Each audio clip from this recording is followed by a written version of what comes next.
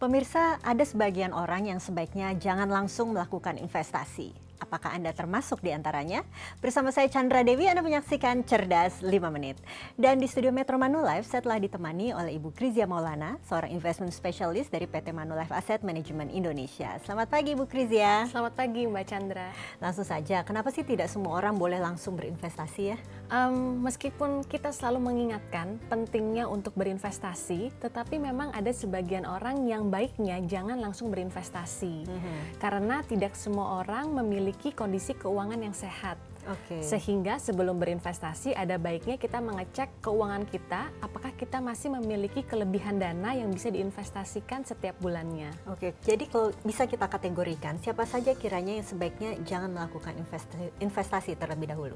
Orang yang masih memiliki hutang konsumtif yang tinggi, baik kepada perbankan atau perorangan.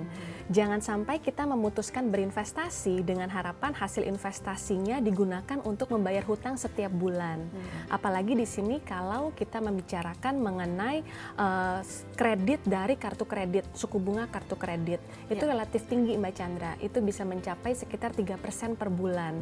Sementara imbal hasil dari investasi itu tidak pasti, kadang bisa dapat plus, kadang bisa dapat minus. Tapi secara garis besar, paling tidak kita jangan berinvestasi kalau memang kita masih memiliki hutang konsumtif, begitu ya? Betul, kita ada baiknya melunasi hutang konsumtif terlebih dahulu, kemudian kita bisa menata pola konsumsi, lalu kemudian berinvestasi.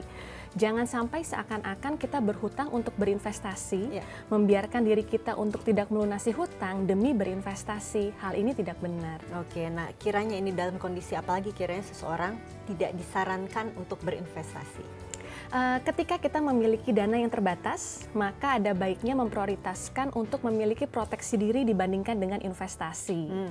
Karena kalau terjadi kondisi kita sedang sakit atau terjadi risiko kesehatan, dikhawatirkan hasil investasi dari investasi yang belum lama kita jalankan takutnya belum bisa mengcover biaya pengobatan.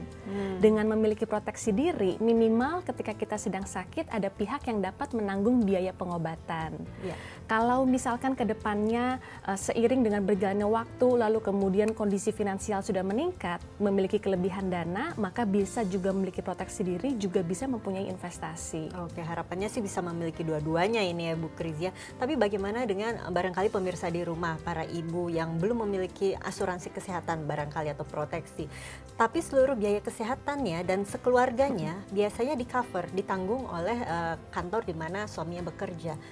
Masih bolehkah dia berinvestasi kalau begini? Itu namanya berarti sudah memiliki proteksi dari sisi biaya kesehatan. Nah, untuk kasus seperti ini silahkan saja untuk membeli investasi. Jadi diperbolehkan ya. Nah, tapi yang lebih didahulukan ini yang mana? Investasi, tadi kan juga saya sempat singgung bahwa memang ada yang disebut dana darurat yang biasanya sebaiknya dimiliki ya. Apakah kemudian kita boleh menginvestasikan dana darurat kita seluruhnya atau bagaimana? Dana darurat tidak melulu hanya ditempatkan pada tabungan. Karena sesuai dengan namanya dana darurat artinya dana yang kita gunakan ketika keadaan darurat atau lebih sering kita tidak tahu kapan kita akan menggunakan dana tersebut. Itulah sebabnya umumnya dana darurat kita biasanya tempatkan pada satu instrumen dalam jangka waktu yang cukup panjang. Nah, melihat kondisi seperti ini sebetulnya memungkinkan bagi dana darurat untuk diinvestasikan. Di mana investasinya? Namun pada instrumen investasi dengan risiko yang relatif cukup rendah. Misalnya seperti reksadana pasar uang.